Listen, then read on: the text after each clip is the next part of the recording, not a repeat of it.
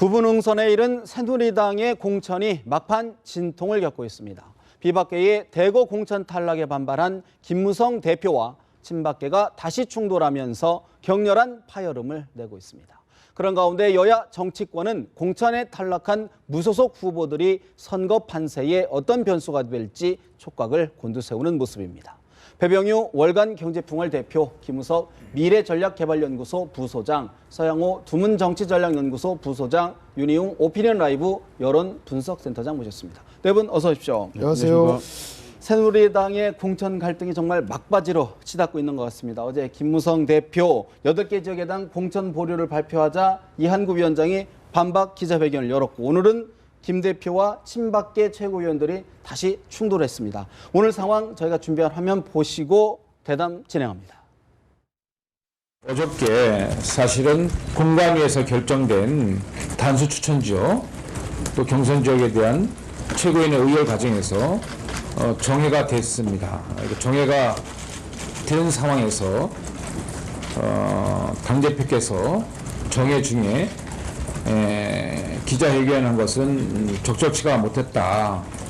따라서 이 부분은 최고위원들에게 사과를 하셔야 된다라는 최고위원들의 공감대가 있었고요.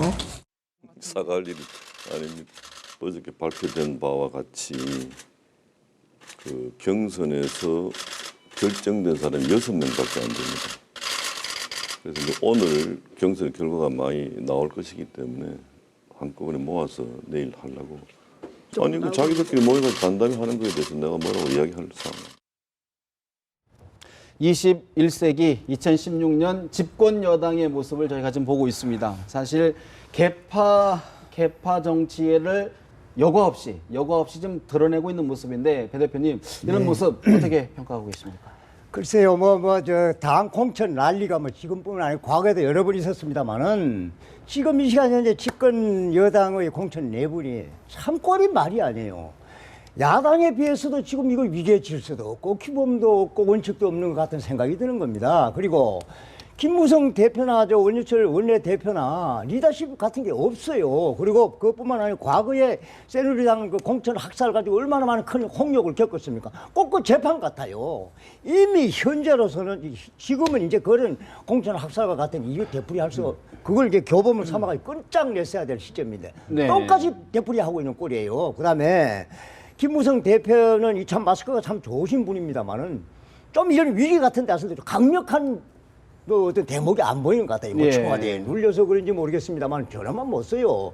당 대표로서 강력하게 해야 되고 공천관리위원장이 말씀하면은 당당하게 좀 저거 하고 해야 되는데 이거 당 대표하고 공천관리위원장하고 권력 무게 중심까지 싸우는 것 같은 거. 네. 이 우리로서는 이해를 할 수가 없어요. 보기가 결국 어렵다. 자기들이 저래가지고 나중에 총선에서 무슨 득실관계 손해를 보겠습니다만 우리 같은 객관적인 입장에서 볼 때는 집권당의 꼴이 말이 아니에요. 네, 목불인견의 네, 모습이다. 목불인견이지. 어떻게 보십니까?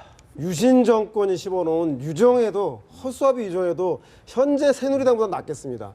저게 무슨 공당의 모습입니까? 제가 보기엔 저것은 친박과 비박 간의 공천 갈등이 문제가 아니라 국민들로부터 하나의 정당으로서 인정받을 존립 근거가 있는가를 의심하게 하는, 아니 당대표가 당 문제에 대해서 공천 문제에 대해서 한마디 한 걸 1분도 안 돼서 공천관리위원장이 우연이든 아니면 준비되어서 했던 그것이 중요한 게 아니라 저런 식으로 논박을 해서 그 다음날 또다시 공천관리위원들이 당대표의 문제제기에 대해서 일 못 해먹겠다라고 항명을 하고 파동하는 현재 여당의 그 공천 문제, 국민들이 이번 총선에서 분명히 지켜보고 있는데 도대체 어떻게 하려고 저런지 알다가도 모를 일입니다.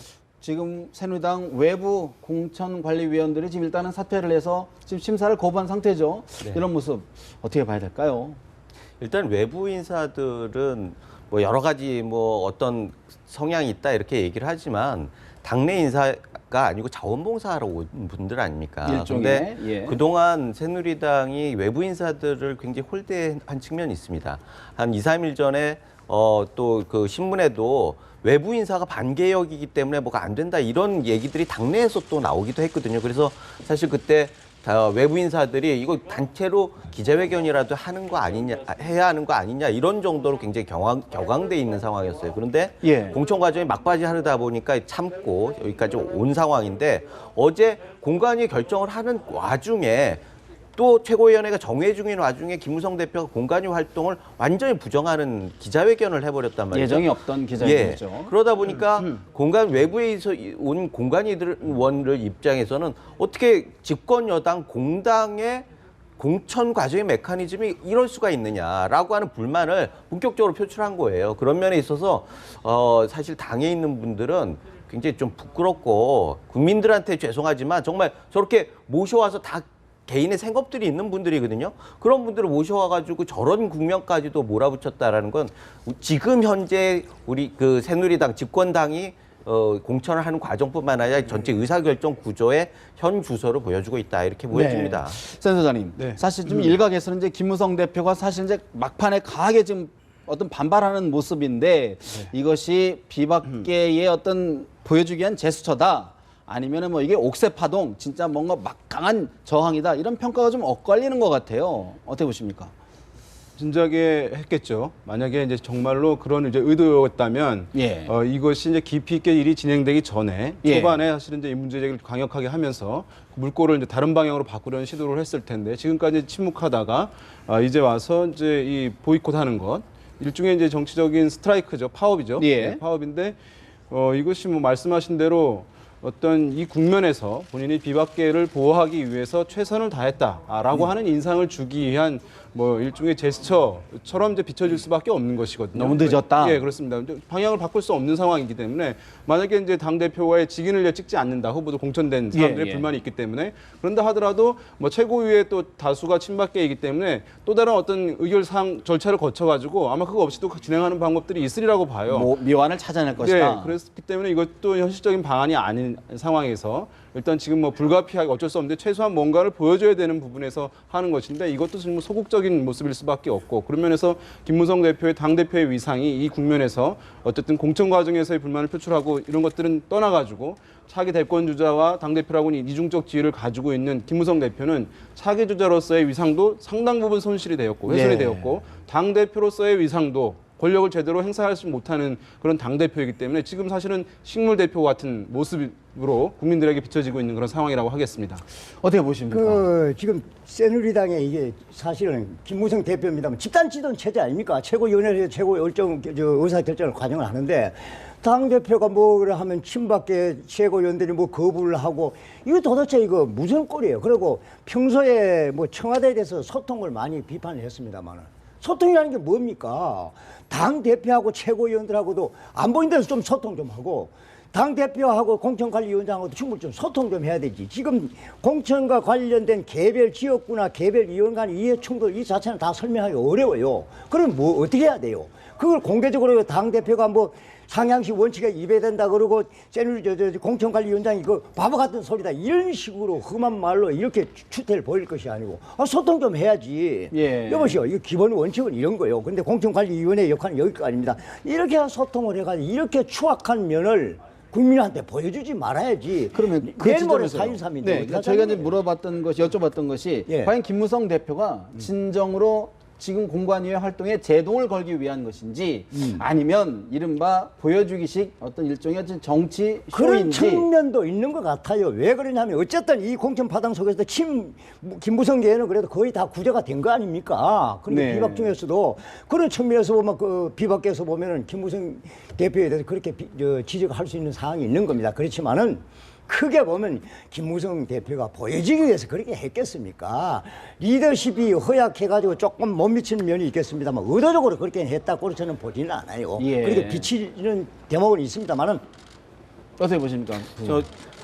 사실 이걸 브레이크를 걸라고 했으면은요 공천관리위원회에서 올라온 안이 최고위원회 어제 아침에 올라왔지 않습니까? 예. 그때 강하게 브레이크를 걸었었어야 해요. 그리고 그 다음에 최고위원회 끝나고 어제 그 이한구 위원장이 아니 2-3시간을 설명을 다 했는데 라고 하면서 굉장히 황당해했었습니다. 그리고 공관위가 2시인가 그 오후에 시작이 됐죠. 예. 그럼 공관위 시작하기 전에 문제 제기를 하거나 아니면 공관위가 제로를 한 부분에 대해서 문제 제기를 했어야 하는 거예요. 그런데 투표를 하고 그러니까 최종적으로 뭐 주 의원 같은 경우에는 결정하는 과정 발표하게 나가는 그 과정을 다 보고를 듣고 있거든요. 대표 입장에서. 그 와중에 기자간담회를 해가지고 반대 입장을 표명을 했단 말이죠. 예. 그리고 표명을 했다라고 하면 당연히 오늘 아침 최고위원회 예정돼 있던 걸 열어서 입장을 관철시키려고 하는 노력을 했어야 하는 겁니다. 이 시퀀스에서 무슨 일이 벌어지는 겁니까? 절차적으로 문제가 그렇다고 있다. 하면 이게 진짜 관철시키려고 하는 거냐라고 하는 의문점을 갖게 되는 거예요. 그 다음에는 그렇다면 왜 이렇게 하느냐? 명분을 살리기 위해서느냐? 이게 명분이 살려지는 부분이 아니에요. 지금은 그동안의 일관성이나 원칙 부분들이 너무나 많이 훼손이 됐기 때문에 그렇다고 하면 결국 많은 사람들이 비례대표 이제 본격적으로 시작되는 비례대표 공천 과정에 일정 정도의 영향력을 행사하기 위한 목리작전 아니냐 이런 얘기까지 나오게 되는 거예요. 이런 모습을 보면서 얼마나 사람들이 보기에 공당이 이 그 공천 과정이라고 하는 게 뭐 투명한 건 둘째치고 원칙도 예. 없고 끊임없는 힘겨루기 플러스 공천에서 보여주고자 하는 새누리당의 비전이 뭡니까? 어떤 방향으로 이제 20대 국회는 어떤 방향, 어떤 인물로, 어떤 방향으로 하겠다라고 하는 걸 보여주고 총선에서 심판을 받아야 하는데 그것은 없어요. 그냥 누굴 죽이고 살리고밖에 없어요. 누구의 지분을 차지하고 이거밖에 없어요. 그렇다고 하면 이게 지금 국가 위기에 있는 집권 여당이 국민들에 보여주는 총선의 비전이냐 말이죠. 이 부분에 대해서 김무성 대표가 얘기하지 않고 이렇게 툭툭 던지고 나가는 것. 이 부분은 물론 뭐 청와대 이런 걸 떠나가지고 당의 책임자는 대표 아닙니까? 네. 국민들로서는 납득할 수 없어요. 배제의 정치를 하고 있다. 뭔가 좀 덧셈 정치를 해야 되는데 두 가지 의미인 것 같아요. 하나는 전형적인 헐리우드 액션이죠. 그러니까 비박계의 좌장으로서 이미 유승민계와 이재호계라고 하는 MB계가 완전히 배제되지 않았습니까? 이제는 자기 수종만 덜렁 남았는데 유승민계하고 지금 이재호계는 초상집입니다. 맞상주는 못할 망정 가서 고기라도 같이 해야 되는데 달랑 조전 하나 보내는 식으로 그냥 신용만 하고 있는 전형적인 헐리우드 액션인 것 같고요. 또 두 번째는 김무성 대표 이제 영도 내려 선거운동을 해야 됩니다. 벼룩이도 낯짝이 있다고 도대체 당대표로서 이번 공천을 어떻게 했냐 할 말이 있어야 될 거 아닙니까? 그래서 나도 최소한 국민 경선과 상향직 공천 그리고 부당한 권력의 공천에 대해서 이렇게 저항했다라고 하는 최소한의 유세할 수 있는 근거를 마련하기 위해서 허둥지둥 부랴부랴 느닷없이 예고도 없는 기자간담회를 하게 된 건 아닌가. 왜 이 싸움을 TK가 정치적 고향인 대통령을 배출한 지역의 유승민에게 맡기고 오히려 그보다 훨씬 수월한 YS의 정치적 고향이자 야도였던 부산 경남의 지지 기반을 가진 김무성 대표가 그 권력과 싸우는 것이 훨씬 더 유리한 국면에도 불구하고 그 짐을 모두 다 유승민계에게 맡기는지 저는 김무성 대표가 바로 어제부로 미래 권력을 포기하고 그냥 영도의 일개 성주로 내려간 낙향한 정치적 낙향 사건이라고 규정하고 싶습니다. 이게 이제 친박계는 이제 하나의 그룹이죠. 근데 비박계 같은 경우는 연합체거든요. 뭐 친이계 또 친유승민계, 또 친김무성계 이런 이제 연합체로 구성되어 있어서 사실 이제 느슨한 상황이긴 한데 지금 말씀하신 대로 친이계 상당 부분 또 유승민계가 상당히 잘려나가게 되면서 친김무성계만 남아있는 상황이기 때문에 당내 이제 개파에서도 상당히 이제 왜소해질 수 없다. 측근들이 공천에서 살아남았다 하더라도 이제 당내에서의 역학관계를 봤을 때는 이후에 굉장히 어떤 존재감을 드러내기 상당히 이제 미흡한 상황에 처해 있다고 할 수 있겠고 선거라는 것이 이제 유권자들에게 지지의 근거를 제공해주는 싸움이거든요. 예. 그리고 유권자들 지지자들에게 투표하러 나오게 하는데 부끄럽지 않게 해주는 이유들을 제공하는 싸움인데 지금 새누리당의 이 내부 모습 같은 경우는 지지 근거를 제공해주는 것이 아니라 지지 철회 근거를 제공해주고 있는 형국이라고 할 수 있겠고 예. 지지자들이라 하더라도 당당하게 나가서 이만하면 내가 찍을 수 있다라고 하는 이제 당당함을 줘야 되거든요. 예. 부끄럽지 않은. 근데 지금 굉장히 부끄럽게 만들고 있는 상황이기 때문에 이게 이제 지지자들 또는 이제 잠재적인 지지자들을 확보하는 데 있어서 네. 이것이 장애로 작용할 가능성이 매우 높아졌다. 사실 이게 좀 정치적 해석을 떠나서 이게 좀 더 문제가 되는 거는 이제 김무성 대표가 어제 당규 문제를 얘기했고요. 또 이한구 위원장은 문제 없다. 또 김용태 위원장 또 당은 계속 가고 있기 때문에 일단 그 부분을 저희들이 조금 더 짚어봐야 될 것 같은데 김무성 대표와 이한구 위원장 이야기를 잠시 들어봅니다. 여론조사에서 1등을 하고 있는데 2등한 사람에게 단수천이 돌아갔습니다. 이것도 수용할 수 없는 부분입니다. 또 어떤 지역은 그 지역에서 2등도 아닌 하위를 하고 있는데 여기가 단수천이 됐습니다. 전혀 사실이 아니다고 저는 생각을 합니다. 왜 그러냐면 그 결정은 사무총장, 부총장들이 모두 참여한 가운데 만장일치로 결정이 된 것입니다. 김무성 대표가 당원 당규상의 어떤 내용적인 문제를 지적하자 이한구 위원장 문제없다. 또 뒤에서는요. 알아듣다가도 뒤에서는 딴소리를 한다. 심지어는 아까 우리 대표님 말씀했지만 바보 같은 소리다. 이런 얘기까지 했단 말이죠. 어떻게 해석해야 될까요? 국민들 좀 헷갈립니다. 일단은 당원 당규가 지금 자꾸 코에 걸면 코걸이, 귀에 걸면 걸면 귀걸이 귀걸이. 이렇게 돼가고 있어요. 사실은 당원 당규도 굉장히 입체적으로 다 많은 규정들이 있어요. 그래서 그 후보자들을 컷오프할 수 있는 기준들도 한 12개인가 3가지가 있어요.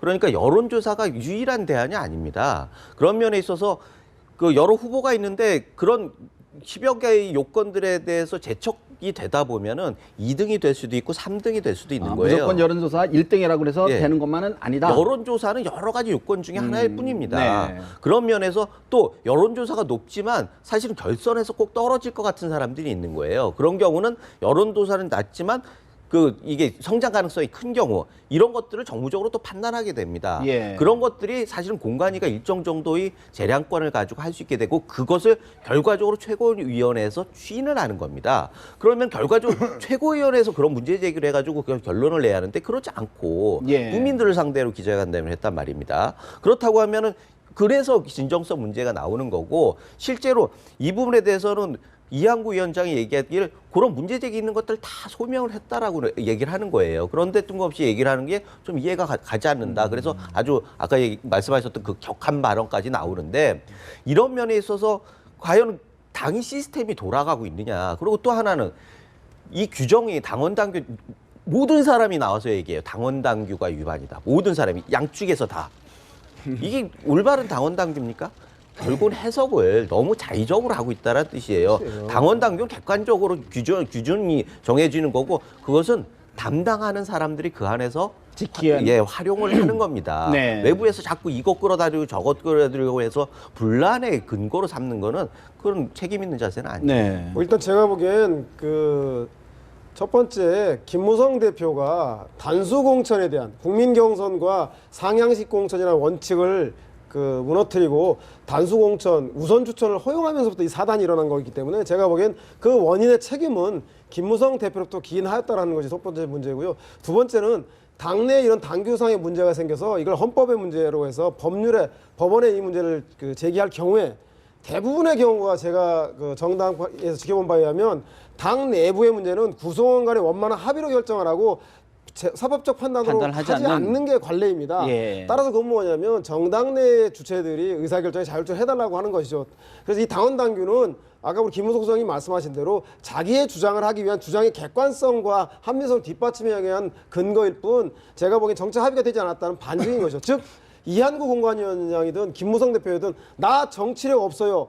그런 것을 시인하는 것은 다름 아니라 생각이 정치 듭니다. 부재력만 드러낼 그렇습니다. 것이다. 사실 이런 논란들이 결국에 정점에는 이제 결국 유승민 의원의 거취가 이제 쟁점이 있는데 오늘 재밌다는 표현은 어떤지는 모르겠지만 여론조사 결과가 나왔는데 유승민 의원, 자 우리 센터장님, 네. 유승민 의원이 차기 주자에서 여권 내에서 김무성 대표에 이어 2위로 나왔단 말이죠.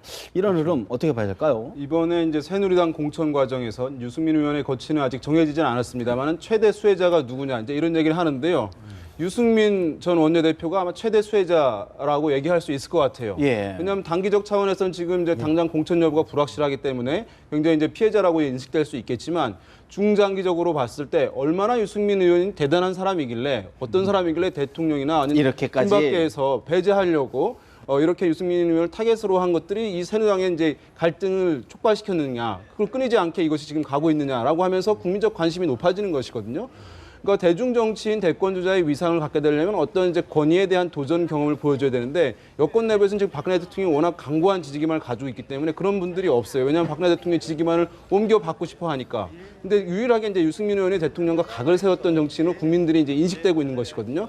그래서 새누리당의 어떤 고정 지지층, 적극적 지지자들은 당장 지금 이제 지지하고 있지는 않은 것이에요. 지금 이제 방금 나왔던 그래프에서 유승민 전 원내대표가 높게 나왔던 것은 아마도 상당 부분은 야당 지지자들이 사실 지금 이제 선호하고 있기 때문에 나오는 것이에요. 예, 왜냐하면 그중에 여권 지지자들만 놓고 하는 것이니까. 그래서 여당 지지자들에서는 그것이 낮아지긴 하겠습니다만은 그러나 이제 이것이 계속 거론되다 보면은 이제 현 정권이 지나가거나 예. 이렇게 될 경우에는 계속해서 유승민 원내대표에 대해서 여권 지지자들도 이제 관심을 두는 방향으로 갈 수밖에 없거든요. 그런 면에서 봤을 때 이제 이 흐름이 간단치 않은 흐름이 간단치 있을 수 않다. 있다. 그런 면에서 중장기적으로 봤을 때는 유승민은 상당히 이제 수혜를 입은 국면이다 이렇게 평가할 수도 있을 것 같습니다. 역설적으로. 조사 결과가 공천에 어떤 영향을 줄지도 좀 관심이 드는데 어떻게 보십니까? 글쎄요, 그 유승민 의원이 대권 주자로 처음에 거론됐던 분은 아닌데 박근혜 대통령이 그 배신의 정치라는 말 한마디 때문에 오히려 정치적으로 크게 키워준 것이 아니냐 하는 생각을 합니다. 지금 현재 여론조사에 김무성 대표가 거의 버금하는 정도로 지지율이 올라갔다고 그러는데 지금 말씀하셨다시피 진짜 야권에서 오히려 많은 지지율을 보낸 것이 아니냐 하는 그런 생각을 하는 겁니다. 그런데 유승민 의원이 대단히 중요합니다만 저 사람 한 사람 가지고 새누리당의 최고위원회가 그걸 결정을 못 해가지고 공천관리위원회하고 삥뽕식으로 한다는 게 말이 안 되는 겁니다. 지금 벌써 결론이 났어야 돼요. 공천관리위원회에서도 결단을 내릴 수도 있고 그게 안 돼가지고 최고위원회에 갔으면 거기서 결단을 내릴 수 있어야 되는데 김무성 의원, 유승민 의원 하나 가지고 새누리당의 공천 내분을 더 심화시키는 게 말이 안 돼요. 그리고 개인적으로 보면 현재 상태로서는 유승민 의원 공천 주는 것이 바람직한 겁니다. 뭐 지금 언론을 보면은 공천을 받고 나서도 포기를 하고 지금 무소속을 가야 된다 이런 논리도 나와 있는데 예. 그렇게 하는 건 말이 안 되고 유승민 의원으로 봐서도 네. 나는 좀 문제가 내부적으로 친박에서 저거 하다 치더라도 공천을 주고 당 내에 그 주저앉아서 당 내에서 이걸 좀 치를 수 있도록 당내에서 그렇게 좀, 수습하는 것이 난 바람직하다고 갈등을 봅니다. 하더라도 당 안에서 해야 된다 예, 그런 말씀이시네요. 저는 그렇게 봅니다. 일단은 그 유승민 의원은 굉장히 딜레마 상황이 있는 것 같습니다. 사실 딱 결론을 내줬으면 오히려 좀 가부간에 뭐를 해야 할 텐데 지금 그 수족이 다 잘렸다고 표현하는 그런 상황에서 지금 2, 3일을 좀 보내고 있거든요. 사실 네. 이게 약간의 전략적 고려도 있을 수 있어요. 한꺼번에 하면은 그게 바로 나가서 세력화가 된다라는 측면이 있기 때문에 시차를 두는 측면도 있고 또 정서적인 폭발을 제어한다라는 측면도 있겠지만 결과적으로 지금 부담은 결국은 유승민 대표가 어떻게 처신을 해야 할 건가라고 하는 본인의 이게 고민이 계속 깊어지는 거죠. 아까 말씀하시는 부분들도 저도 뭐 100% 동의하지만 또 한편에서 봐서는 정말 대통령에 의해서 뭐 무슨 그 대립각이 됐다라고 네. 하면 어느 순간에는 승부를 봐야 할 때가 되지 않았느냐 이렇게 판단할 수 있다라는 거죠. 그런 면에서 지금 혼자 그 이재호 대표 이재호 의원 예를 많이 들지 않습니까? 지난번 19대 국회 같은 경우에도 그 친이계가 다 수족을 하는데 차내고, 이재호 대표 본인은 혼자서 예. 살아남아가지고 결국은 그냥 혼자서 개인 플레이하다가 지금 이런 경우가 됐는데 유승민 의원도 결국 다시 이렇게 혼자서 입성을 하게 되면은 그렇게 되는 거 아니냐라는 우려도 있는 것 같아요. 김무성계가 이른바 김무성계가 좀 외곽에서 지원하지 않을까요? 제가 보기에는 둘은 경쟁 관계지 서로 지원하는 관계는 아니다. 아니라고 보고요. 네. 특히 이번 이 사건으로 말미암아 연대는 더 힘들어졌다고 생각합니다. 예전에 그 원내대표를 물러날 때도 이미 양쪽에서는 사실은 앙금이 있었거든요. 그런데 지금 이 과정에서도 그 김무성계는 다 살아남고 이쪽은 다 아웃되고 뒤에 또 미락설 때문에 또 그걸 해명하는 기자회견까지 해야 하는 이런 상황이 벌어졌거든요. 그런 면에서 둘이 연대를 지금 얘기하기는 힘든 것 같고요. 단 지금 유승민 의원과 그 그룹이 어떻게 살아나갈 것이냐라고 하는 전략적 고려가 남아있고 이 부분에 대해서 아까 말씀하셨듯이 앵커께서 말씀하셨는데 이런 여론조사 지지도가 유승민 의원의 공천에 영향력을 미칠 것이냐라고 하는데 저 개인의 의견은 그렇습니다. 권력은 유예되지 않습니다. 그 다음을 고려해서 행사하지 않을 가능성이 굉장히 크다라는 거죠. 게다가 대구라고 하는 특수성이 지금 박근혜 대통령 임기가 2년이나 남았지 않습니까? 그렇다고 하면은 대구라고 하는 걸 같이 이렇게 버무려서 가기에는 좀 대구 지역의 특성이 그렇게 생각할 여지도 꽤 있다. 그런 면에서 지금까지 오는 과정에서는 그냥 유야무야 할 것 같은 분위기는 아닌 것 같아요. 어느 정도는 결정을 좀 구분을 지어야 될 필요가 있다. 지금 그런 시점에 와 있지 않나. 그런 분위기인 것 같아요. 예. 사실 지금 유승민 의원 지금 행방이 묘연하지 않습니까? 뭐 어머니 중에 있다는 이야기도 있고 어디로 좀 있다. 뭐 이런 얘기가 있는데 어떻게 보십니까? 현 상황. 대권 주자에게 지역적 기반, 정치적 기반, 그리고 세력 뭐 이런 것도 중요한데 사람들, 국민들은 하늘의 그 기운, 천심을 얻어야 된다라고 얘기를 하는데 그것의 핵심이 뭐냐면 저 사람이 대통령 감인가에 대한 문제, 리더십에 대한 문제인데 결국 현재 권력과 미래 권력이 한판 결을 그런 리더십을 갖추어 있는가가 중요한 문제인 것 같습니다. 그런 면에서 제가 보기엔 유승민 전 대표 같은 경우에 부당한 권력의 간섭으로부터 이번 공천에서 배제되는 상징적 인물이 되었습니다. 여기서 김무성 대표처럼 어정쩡하게 타협해서 배지를 달고 미래를 팔고 대권을 포기하는 그 타협의 길을 갈 것인가. 그렇지 않으면 여기서 장렬히 전사하는 한이 있어도 현재 권력과 맞서 싸울 것인가에 따라서 국민들은 유승민에 대해서 깜인가 저 사람이 리더인가 지켜보는 그 기대 심리 때문에 현 상황이 유승민 원내대표가 그런 카드를 선택할 수 있는 카드를 쥐고 있다고 네, 보십니까? 그렇습니다. 그래서 저는 지지율이 올라간다고 보는 것이고 특히 대구 경북에서 이번 선거가 만약에 박근혜냐 유승민이냐 현재 권력이냐 미래 권력이냐 물어본다면 당연히 박근혜 대통령을 선택할 것입니다만은 지금은 박근혜 대통령 키즈들과 유승민이라고 한다면 대구 사람들이 현재의 권력도 중요하지만 미래 유승민도 아껴야 되기 때문에 전 대구 민심 또한 유승민을 버리지 않을 거라고 생각합니다. 영웅이 시대를 만들기도 하지만 시대가 영웅을 만들기도 합니다. 유승민 네. 대표 심약하고 공부밖에 모르는 샌님 같은 평가를 많이 받고 있는데 이번에 제대로 대통령과 권력 실세들의 부당한 간섭과 맞서 싸워낸다면 이 용광로 같은 실현이 제가 보기엔 우리나라 여야를 통틀어서 차세 새로운 정치 리더가 하나 탄생할 네. 수 있는 게 아닌가. 대단히 높게 평가를 해주셨습니다. 예. 이제 저는 이제 유승민 전 원내대표가 공천이 본인에게 주어지면 그것을 받아서 이제 입성하는 쪽으로 선택할 가능성이 높지 않겠냐 보고 있습니다. 왜냐하면 탈당을 한다 본인이 그렇게 될 경우에는 만약에 이제 그 친유승민계 무소속 후보들이 나와서 세력화가 될 수 있다면 이제 그 길도 하나의 방법일 수 있는데 본인은 당선 가능성이 있지만 다른 사람들이 당선 가능성이 무소속 나서 있겠느냐. 높은 건 아니거든요. 그럼 본인은 이제 당에 들어가서 남아 있을 때 어차피 남다고 해가지고 본인의 가까웠던 의원들을 의리를 배신했다라고 이제 볼 정도는 아니라고 봅니다. 이제 그런 비판에서는 뭐 자유로울 것으로 보고 지금 이제 유승민 전 원내대표가 이제 자택으로 이제 어머니 댁으로 이제 기자들이 찾아갔더니만 관리인이 네. 뭐 2, 3일 후에 중대 결단을 내릴 수 있다라고 한 것은 일종의 본인도 당에 고민하고 보내는 이제 시그널이죠. 엄포인 것이기 때문에 본인에 대한 공천을 결정해 달라라고 하는 쪽으로 우리가 이해할 수도 있거든요. 그러면서 그것 미련을 버리지 않았다고 할 수 있겠고 들어갔을 때 김무성 대표도 위상이 약화되어 있고 그러니까 네. 친박계 이외의 비박계에서의 어떤 경쟁자들이 사실상 본인에게로 집중될 가능성이 높아졌다는 판단을 할 가능성이 높아요. 예. 그리고 어쨌든 현 정권이 이제 2년밖에 남지 않았기 때문에 그 이후에서는 어쨌든 새누리당 내에서 본인이 어쨌든 지분을 더 강화할 수 있을 것이다. 그리고 탈당해서 싸웠을 때는 대구라고 하는 특성상 박근혜 대통령과 노골적으로 척지는 행보를 하게 되는 것인데 그것을 감행하는 것은 정책 신뢰가 없는 굉장히 것이죠. 이 부담스럽다. 지역에 박근혜 대통령 영향력 꾸준히 있을 것이기 때문에 그런 측면에서요. 예. 그런 측면에서 박 대통령이 대구를 방문했다. 6일 만에 일주일 만에 부산을 방문했단 말이죠. 이런 부분들이 지금 대구 경남 지역의 어떤 여론이라든가 정치 행보에 지금 어떤 영향을 미칠 수 있을까요? 그러니까 지금 보수 성향층, 여권 성향층들은 정권 이제 후반기로 들어서기 때문에 어떠한 특별한 목적 의식을 지금 상실해 버릴 가능성이 높아요. 그래서 이제 굉장히 결집도가 이완되어 있는 상황이거든요. 그런데 박근혜 대통령이 여권 내에서 여전히 구심점 역할은 박근혜 대통령이 하고 있는 것이에요. 왜냐하면 박근혜 대통령 지지권이 워낙 강고하고 다른 어떤 미래의 차기 주자, 유력 주자가 이미 있었다고 한다면 그 사람 중심으로 청와대에 선을 긋고 가겠지만 이미 그럴 사람이 사실 마땅히 있지 않은 상황이기 때문에 어쩔 수 없이 박근혜 대통령을 구심점으로 해서 이번 선거를 치러야 되는 것이거든요. 그래서 여러 가지 민생 행보, 경제 행보 뭐 이렇게 하면서 다른 야권이라든가에서는 비판이 있습니다. 이것이 실질적인 선거에 개입 아니냐라고 있지만 대통령이 직접 관여하게 됨으로써 어떤 보수층들의 일정 수준의 일정의 결집들을 결집을. 유지 강화하는 데는 실질적으로 필요한 측면이기 때문에 그것이 본인에게 또 이제 승리를 해야 네. 이후에 어쨌든 안정적 기반을 가져갈 수 있기 때문에 그런 면에서 대통령의 의지도 상당히 반영되어 중요하다. 있는 것 아니냐라고 볼 수 있겠죠. 사실 그런데 시점으로는 네. 대구나 부산을 대통령께서 방문하는 것은 비판을 받을 수가 있어요. 언론에서 그렇게 많은 비판을 하대요. 그런데 박근혜 대통령 입장에서는 절박하거든. 사실은 그렇잖아요.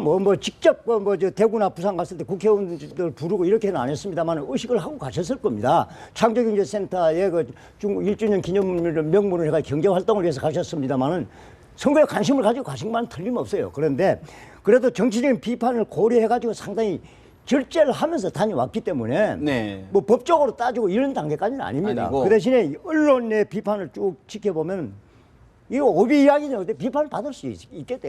그러니까 관심은 박 대통령의 그런 행보가 예. 물론 영남 대구 경북께서는 영향을 미치겠지만 결국은 충청권 수도권에는 일정한 역풍이 있을 거라고 우려가 되는데 그것도 뚫을 수 있겠느냐 그런 말씀이죠. 그 부분도 뭐 고려는 할 수 있었겠죠. 그런데 대구하고 부산에 가서 박근혜 대통령의 행보가 저 총선에 영향을 미치는 거하고 그 역풍이 수도권에 미치는 거 그렇게 크라고 것이다. 보지는 않았을 것이다라고 저는 계산해요.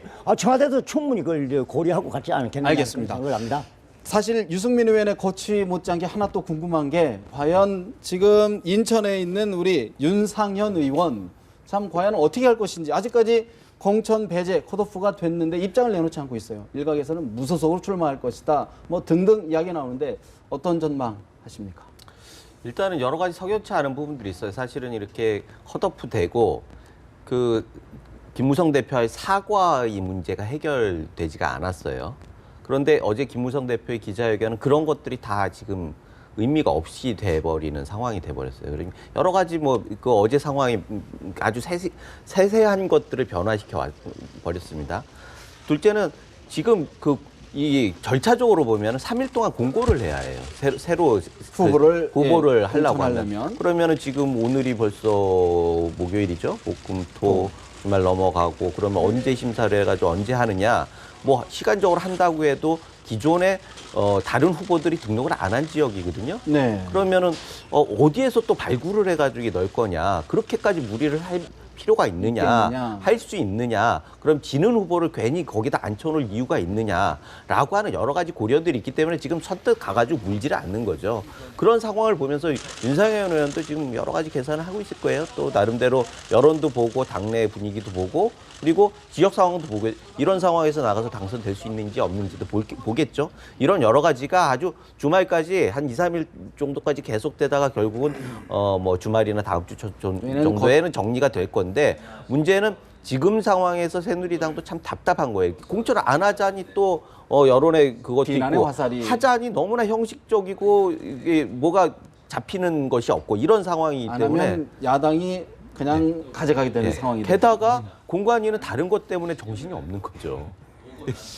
어떻게 봐야 됩니까? 저는 뭐 윤상현 의원 문제는 공천 안 하면 새누리당 이번 총선 포기하는 거죠. 그 자리 안 하면. 그러니까 짜고 민심을 속이는 완전히 그 눈 가리고 아웅하는 식의 공천이라는 비난을 피할 길 없을 거고 따라서 윤상현 의원을 주저앉혀야죠. 공당에서. 대통령이 나서서라도 이건 주저앉혀야 되는 문제라서 윤상현 무소속은 제가 이루어질 수 없는 거라 생각이 들고 예. 그리고 뭐 그 강봉균 장관을 데려와서 뭐 선대위원장을 시킨다. 이건 뭐 김종인 코스프레인데 큰 영향가 없는 것 같고 이번 총선은 뭐니 해도 제가 보기에는 유승민으로 시작해서 유승민으로 끝나는 것 같습니다. 만약에 내일 최고위원회까지 시간이 남아 있는데, 네. 그거는 뭐냐면 유승민 네 스스로 알아서 처신하고 판단해라.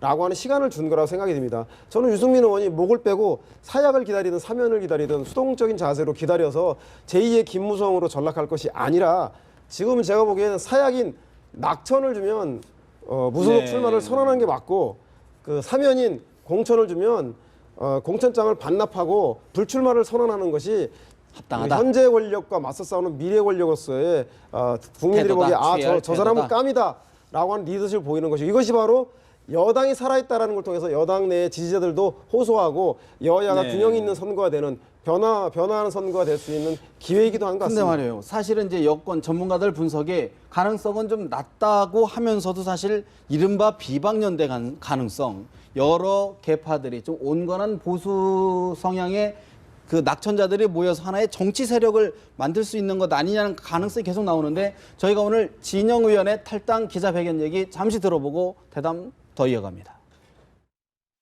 저는 이제 20년간 열정적으로 몸담았던 새누리당을 떠나려고 합니다.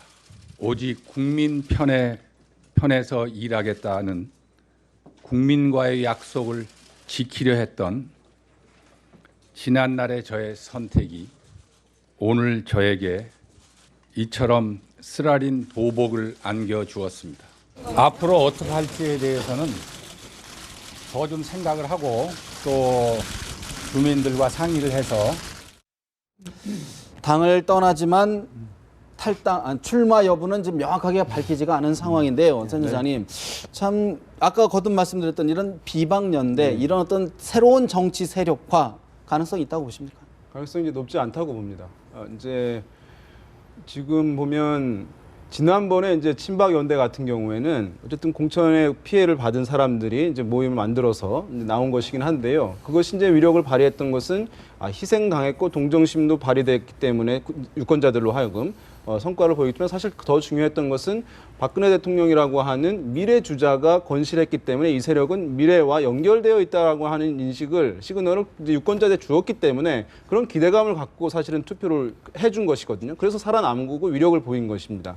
그런데 지금 같은 경우는 이 비박 연대를 모을 수 있는 구심점 될 수 있는 미래 주자가 존재하는 건 아니거든요. 예. 그래서 이제 피해만 당한 것인데 필요 조건은 충족하지만 충분 조건까지 갖춰진 게 가진 아니에요. 않았다. 그렇기 때문에 이 비박 연대가 모임은 뭐 자율적으로 만들 수 있겠습니다만 성과를 내기는 어렵다고 가정이긴 합니다만 만약에 유승민 의원이 어떤 구심점이 된다 그러면 어떻게 해야 저는 일정 부분 세력화될 수 있겠죠. 그것은 저는 그런데 유승민은 아까 말씀드렸지만 새로운 정당, 새로운 세력을 새누리당과 척을 지어서 만들게 되면 그것은 TK 지역에서는 박근혜 대통령과 직접 각을 세우는 것으로 비춰지기 때문에 이 세상이 박근혜 대통령과 유승민 의원 간의 관계가 안 좋다는 건 다 알지만 그렇다고 해서 대구에서 유승민 의원이 박근혜 대통령을 직접적으로 공격하는 것 자체까지는 수용할 수 없다고 봐요. 그런 면에서 봤을 때 본인의 정치 생명을 단절시킬 수 있기 때문에 줄일 수 있기 때문에 유승민 의원이 그런 수도권에 있는 떨어진 낙천된 의원들과 함께 연대를 만드는 행동까지 가기는 임계치를 넘어가는 거다. 일이기 때문에 상당히 어려울 것이다 봅니다. 중요한 말씀이신데요.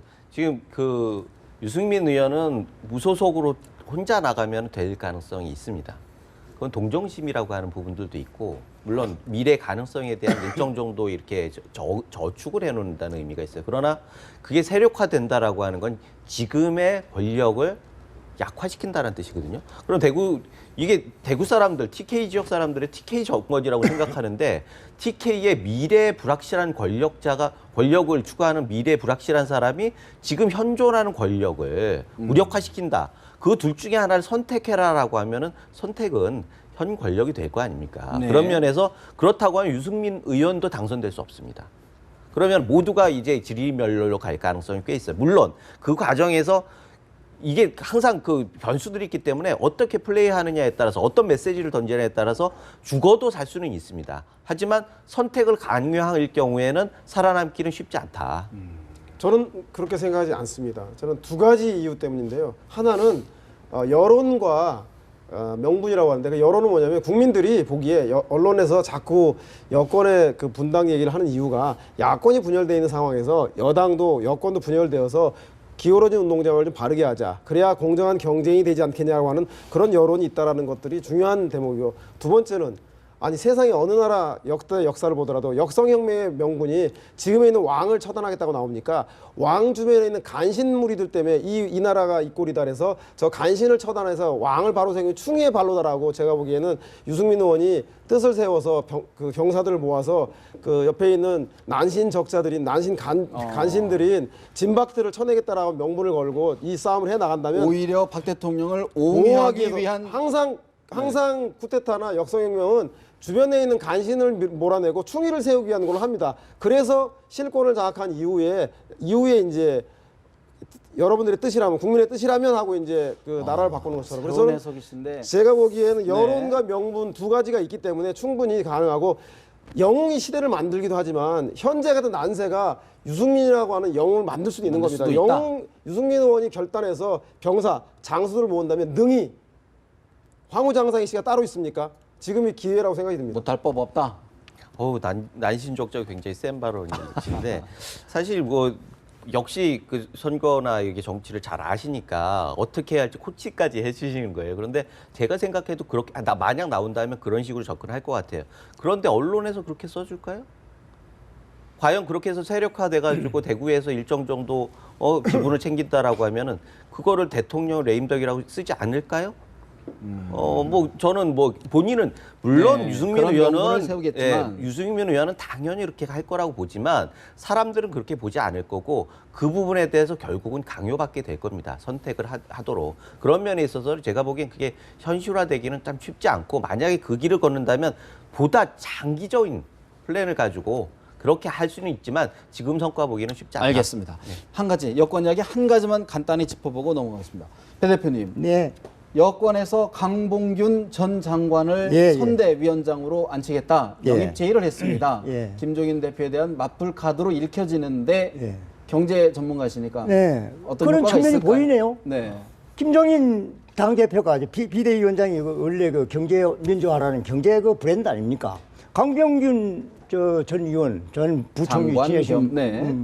오랜 경제 관료 출신으로서 그쪽에 대칭될 만한 이미지를 가지고 있습니다. 그런데 여권 이제 딱 같아요. 김종인 대표가 과거 여권에 있다가 지금 야당 네. 당수 간 거나 강봉균 전 부총리는 야권에 있다가 다시 여권 쪽에 공동선대위원장으로 온다면 그 좀 맞불의 의미가 있죠. 그런데 본인이 어떻게 선택하실는지 모르겠습니다만 굉장히 온건하고 합리적인 분입니다. 예. 강병균 저분이 정치적으로 이렇게 많이 흔들리지 않는 분이에요. 비록 야권에 있었습니다만 그래서 예. 그런 측면에서는 저는 상당히 신뢰를 합니다. 그러면 중립성을 여권 가지고. 내에서 어떤 뭐 실질적인 역할을 할 수 있다라고 여권 내에서 뭐 큰 역할 김종인 대표가 저 가서 하는 역할 그런 거면 흉내도 안 될 것 같고 공동선대위원장 역할이니까 네. 4.13 총선을 끌고 가는 데서 그 경제 부분을 이끌 수 있는 어떤 경제 부분의 선대위원장 역할을 하지 얼굴? 않을까 그런 얘기야. 네, 지금 새누리당 입장에서는요. 유일하게 전략적인 한 수를 둔 거예요. 이번 총선 기간 중에 전략 없는 걸 전략으로 해서 계속 끌려다니고 구도가 깨지고 인물도 없고 이렇게 가면서 사실은 180석 얘기하다가 지금 과반도 힘들어지는 거 아니냐 이런 상황까지 밀리고 있는데 사실 이런 와중에서 유일하게 전략적인 한 수를 둔 겁니다. 아까 뭐 말씀하신 부분들도 있고 또 일자리 창출과 경제 살리기가 기본적으로 이번 새누리당의 컨셉이에요. 항상 그렇게 얘기했지만 아무도 귀 기울여주지 않았어요. 왜? 할 말 메신저에 대한 신뢰가 굉장히 약했거든요. 네. 그리고 또 내부에서 계속 분란이 일어나면서 그런 데 귀 기울일 수가 없었어요. 그런 면에서 지금 당대표, 최고위원회, 공관위원회 이런 부분들이 그 싸움 와중에 계속하면서 신뢰도를 잃어가는 과정인데 이제 빨리 선대위 체제로 넘어가야지 이제 궤도로 네. 정비를 할 수 있는 거고요. 그런 의미에서 강병균 같은 분은 컨셉, 경제라는 컨셉과 전환한다라고 하는 의미를 다 가지고 있고 뭐 김종인 대표하고 코스프레라고 아까 말씀하셨는데 사실 김종인 대표는 국보위 출신인데도 야당에서 하고 있잖아요. 하기에 따라서 달라지는 겁니다. 네. 그리고 그것이 절박함이 있으면은 이루어지는 이룰 수 것까지는 있다. 충분히 가능합니다. 이제 사실 저는 야당에서 그- 한 수를 배운 것 같은데 그러니까 뭐 경제 뭐 기획재정부 장관도 했고요. 또 뭐 정통부 장관도 했고 이제 호남 출신이고 삼선 그래서, 예, 의원이고. 삼선 의원이고 경쟁 정당에서 왔기 때문에 주목을 받을 수 있으리라고 보는데 강봉균 전 장관을 어쨌든 컨택하고 제안을 한 것 중에 또 숨은 이유는 있다고 봅니다. 뭐냐 하면 방금 이제 말씀하셨는데 강봉균 전 장관이 이제 김종인 전 대표, 더불어민주당의 김종인 전 대표가 국보에 참여할 때 당시에 이제 경제기획원의 예산정책 과장이었어요. 네. 그러니까 실제는 이제 관여가 됐는데 본인도 요청이 본인은 그런 이제 요청이라든가 제안이 있었음에도 불구하고 자기는 이제 거부했다라고 하는 걸 드러내면서 그러나 김종인 대표는 그것이 강압에 의해서 간 것이 아니라 자발적으로 한 것이다라고 하는 인터뷰를 2월 초에 했어요.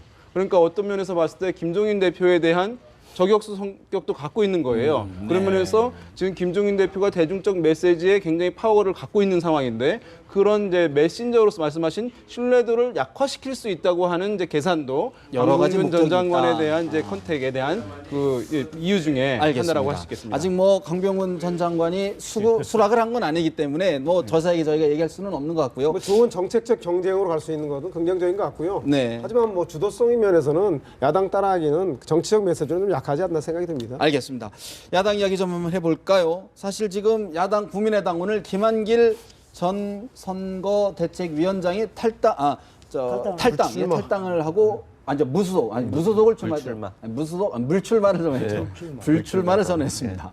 자, 정정하겠습니다. 불출마를 선언했는데 자, 우리 부소장님 네.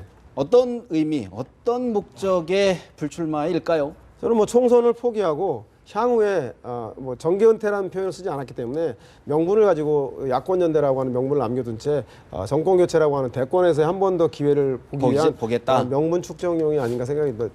잘 아시다시피 김한길 대표는 김대중 노무현 정권의 숨은 탄생의 공신이었고, 그리고 그동안의 야권 내 소위 말해서 정당 브레이커라는 별명이 들을 정도로 창당과 분당을 잦게 했던 사람인데, 그 얘기는 뭐냐면 곧 전체 판을 보고 선거는 구도라는 개념 속에서 구도를 만들기 위해서 많은 노력을 해왔던 분입니다.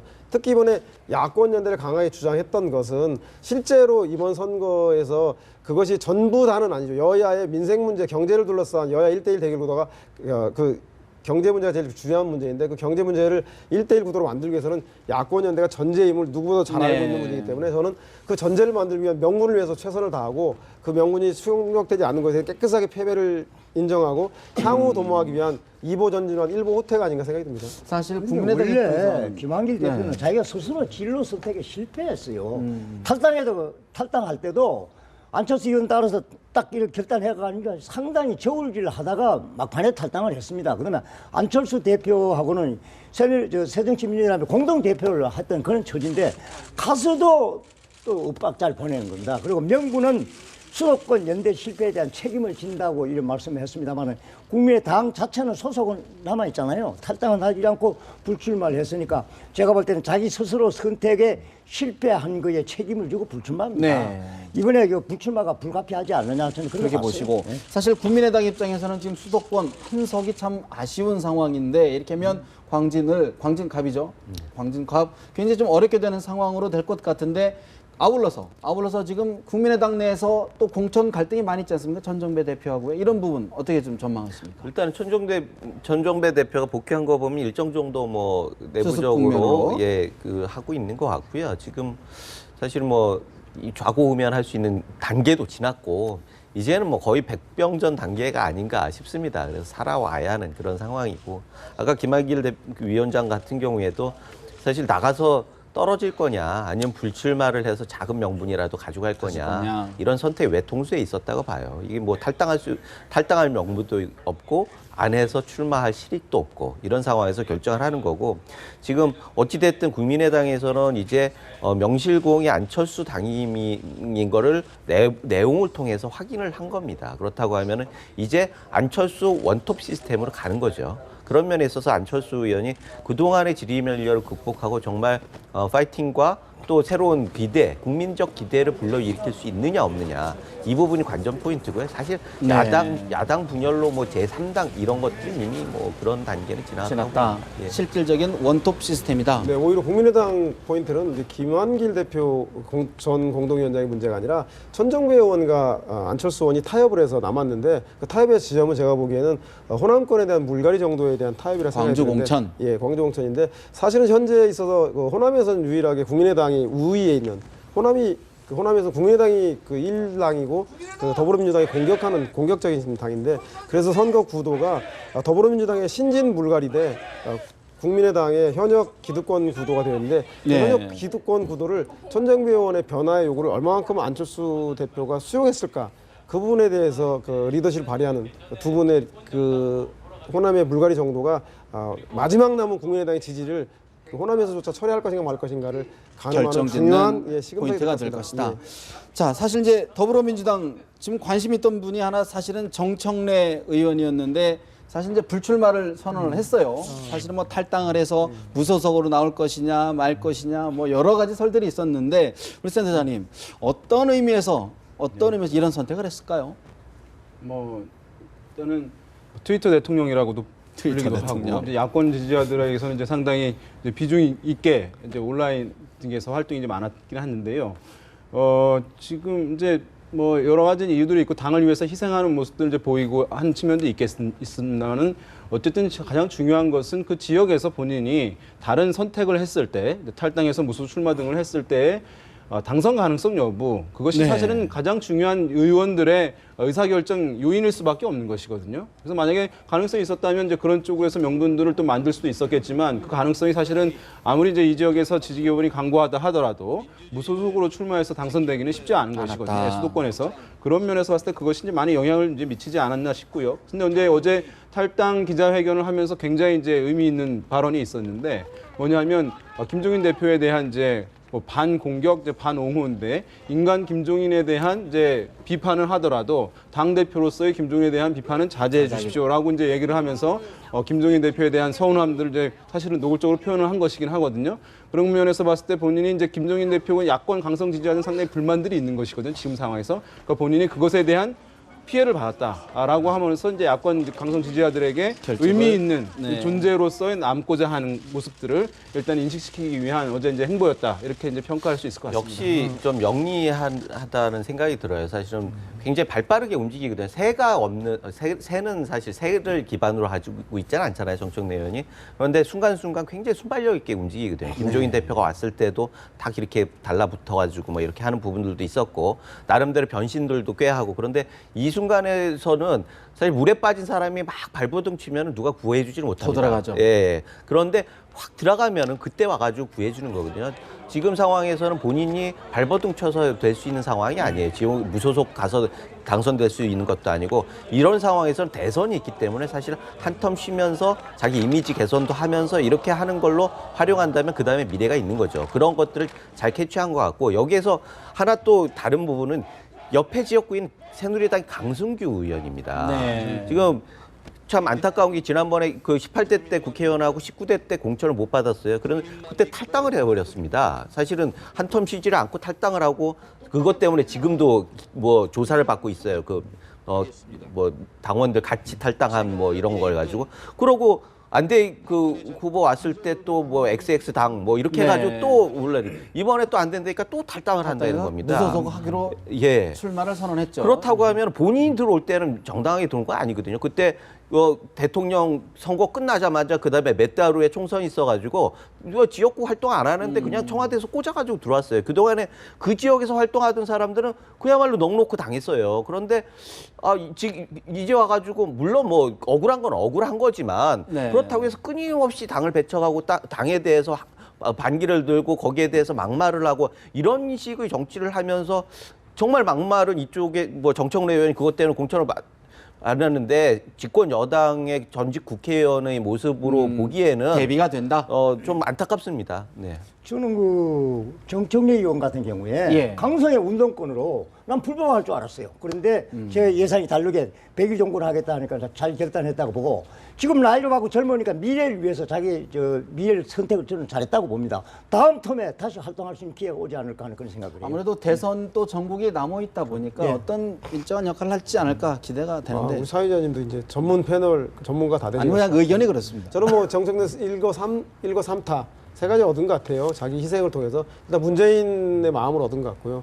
두 번째는 본인의 미래에 대한 투자를 통해서 대선 때 승부를 볼 수 있는 자기 미래를 얻은 것 같고 세 번째는 애잔한 지도자를 가진 강력한 SNS에서 무플로 고민하십니까? 정청래를 건드립시오. 그러면 자기 SNS가 마비될 정도의 관심을 받게 된다는 정도로 지지자를 갖고 있는 그 지지층이 더 강고해진 세 가지를 얻었기 때문에 예. 이거와 함께 좀 비교되는 사람은 이해찬 전 총리의 행보하고 아주 비교가 되는 것 같아서 좀 정청래 그 의원이 지혜로운 선택을 하신 것 같습니다. 알겠습니다. 사실 지금 이해찬 전 총리의 이야기를 했는데 후속 대타를 찾기가 어렵다는 소식도 좀 들어와 있습니다. 더 자세하게 다음에 논의해 보겠습니다. 내부 말씀 여기서 줄이겠습니다. 고맙습니다.